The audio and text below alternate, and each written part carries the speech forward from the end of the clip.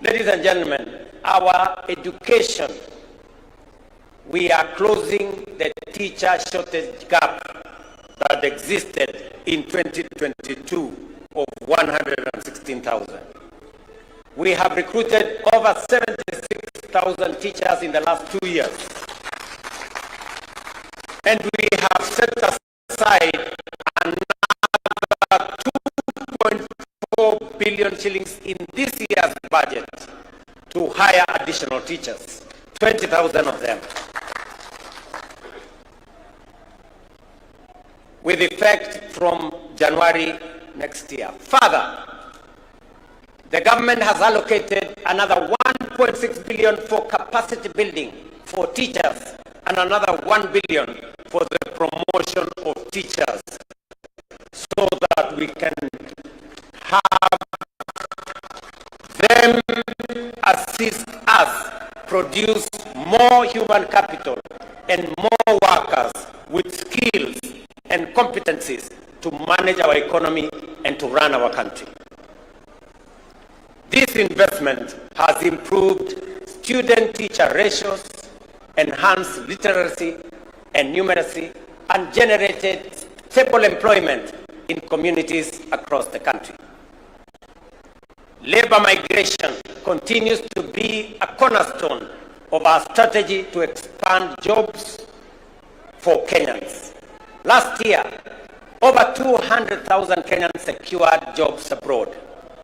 This year, we are strengthening our efforts through targeted recruitment and bilateral labor agreements. The newly opened labor attaché office in Berlin will help operationalize these partnerships and serve as a strategic hub for accessing opportunities in the broader European countries or European Union of 26 countries. The net well-being of workers is incomplete without health security. I am pleased to report that over 21 million Kenyans have registered under the Social Health Authority, up from 8 million under what was NHIF. This is a monumental leap towards universal health coverage. I urge every Kenyan to register, and I am happy that every day I watch the SHA portal, and every day between 45,000 and 50,000 Kenyans register. They are assessed, and we are moving the country towards universal health coverage. We are overcoming the teething problems that existed, and more Kenyans are beginning to realize that we can have universal coverage reaching out to as many Kenyans as possible.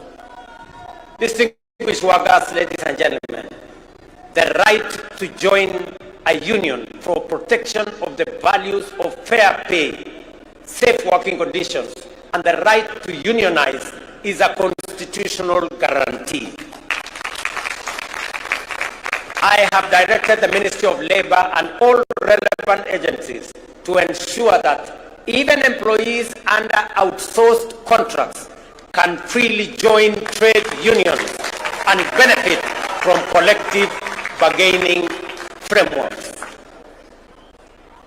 Additionally, I am also pleased to announce that Kenya will ratify the two critical ILO conventions. ILO Convention number 189 of 2011 on domestic workers to safeguard their dignity and rights, and ILO Convention number 190 of 2019 on eliminating violence and harassment in the world of work. Dr. Mutua and team, you know what you need to do, so that when we come here next year, we will report to the Kenyan workers that we have ratified and we have concluded our work.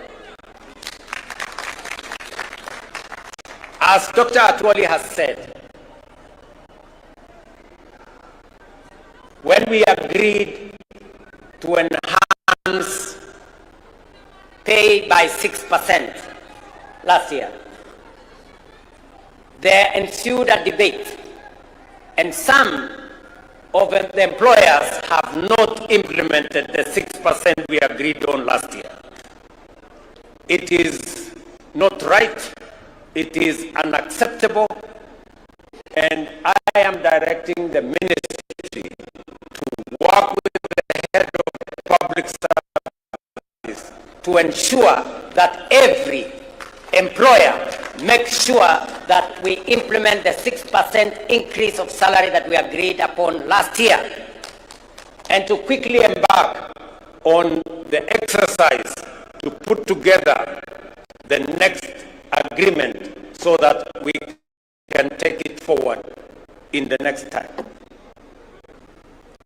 To all of you as the Kenyan workers, I agree with Dr. Atwoli that the city of Nairobi is the face of Kenya, and we must live in the city that has dignity. And I have joined hands with the county government of Nairobi to make sure that we complete all the link roads, to make sure that the city of Nairobi has motorable walkways and decent roads in different states, especially in the informal settlements. We have also agreed with the city of Nairobi on how we are going to clean this city. As I talk to you, we have 20,000 young people under the Climate Works arrangement, because I made a commitment that we are going to clean Nairobi River and make sure that we develop additional social housing for the people of Nairobi to give dignity to the city of Nairobi. I went around the city of Nairobi 2 months ago, and we also agreed that the children of Nairobi who today don't have as much school facilities and infrastructure as other counties will benefit from additional government support, so that all the children in the city of Nairobi, especially those who live in informal settlements and attend informal schools, are graduated to public schools where they can get proper education paid for by the government of Kenya. I want to thank the members of Nairobi, the members of parliament from Nairobi County, and some of them are here, for the partnership that we have worked on to make sure that both the children of Nairobi go to school and the city of Nairobi benefits from the Climate Works program that will employ more young people.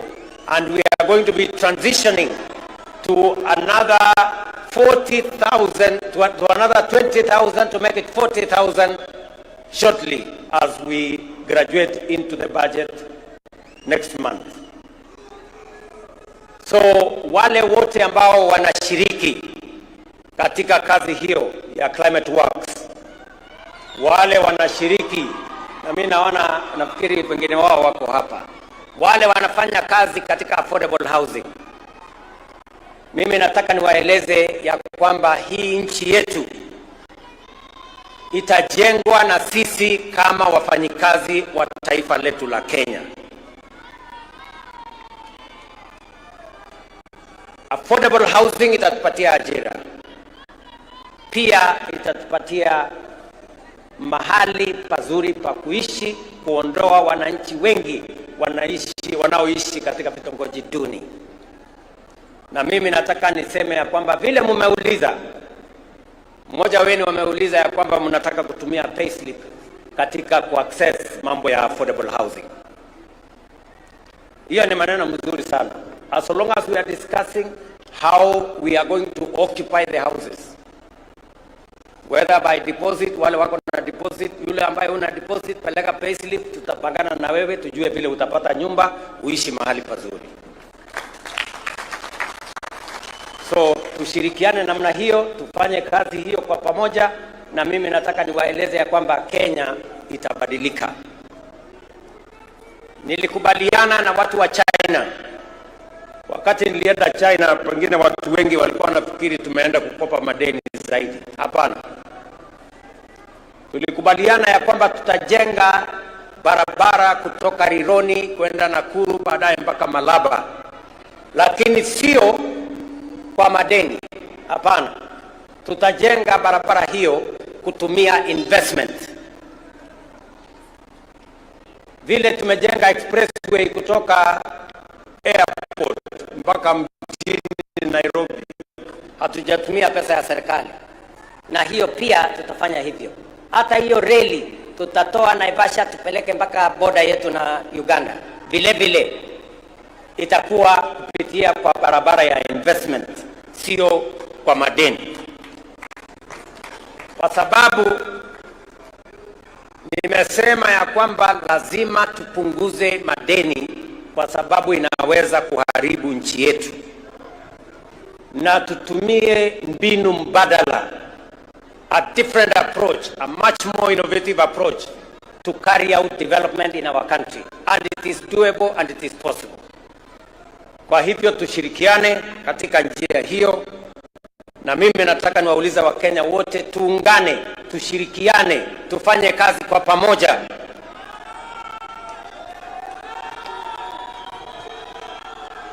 Uchaguzi inakuja 2027. Na Wakenya wataamua mambo ya uchaguzi 2027. Kwa sasa tushirikiane, kila mtu afanye kazi mahali ameajiriwa. Ikifika wakati huo kutakuwa na mtihani. 2027 kutakuwa na mtihani. Wale watapita mtihani wataendelea. Wale wataanguka mtihani wataenda kulima, na dunia itasonga mbele. So Kenya inatakikana tuwe namna hiyo, tukijua ya kwamba tusiharibu muda wetu mkubwa tukigombana ugomvi pande hii, sijui nani atafanya wapi, sijui nani ndio nini. Hiyo ni masaidia kwa sasa. Kwa sasa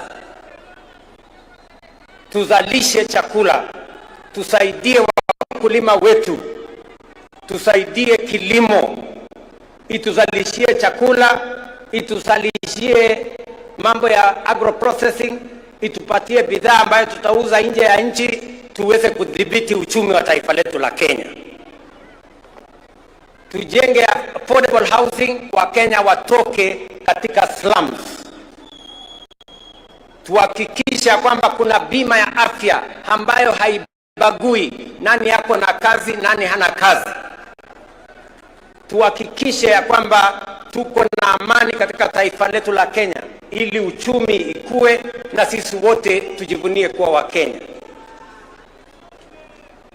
Sisi ni nchi ya demokrasia. Mmesikia vile Atwoli amesema wako na demokrasia kule Kotu na kuko na demokrasia everywhere. We want to build a strong, democratic, united, prosperous nation that all of us can live in and be proud of. And it's not going to happen. We are going to make it happen. And it's going to be a product, a prosperous Kenya is going to be a product of decisions that we make. We cannot be prosperous if we don't make the right decisions. We cannot develop if we make the wrong decisions. We must make the right decisions for the country to grow. And I want to promise the people of Kenya that I will always make the right decisions to make sure that Kenya makes progress. Because I owe it to the people of Kenya to make the right decisions. Sometimes they may not be popular, but they are the right decisions that will change the destiny of our country. If I did not make the right decisions in 2022, if I did not stop the subsidies of fuel and unga and all the other things, we would not be talking today that Kenya is the 6th largest economy in Africa. We'll be talking about something else. So tunataka tushirikiane namna hiyo, tufanye kazi namna hiyo, and I am very confident about the future of our country. Kenyans, we have the best country that we can have. We should be proud to be Kenyans. And we must do whatever it takes to make this country great. We must avoid convenient decisions that only helps us to mark time on the same spot. We must make the decisions that will make Kenya progress and move forward. And I want to assure you that as long as I'm president, I will make the right decisions that will make this country move forward, because I believe in the prosperity of our nation. I want to thank all of you for joining us today in this wonderful celebration of 60 years of KOTU, and to commit to you that we are going to work together as partners in building our nation. I want to say thank you very much. God bless you, and happy Labor Day. Asanteni sana.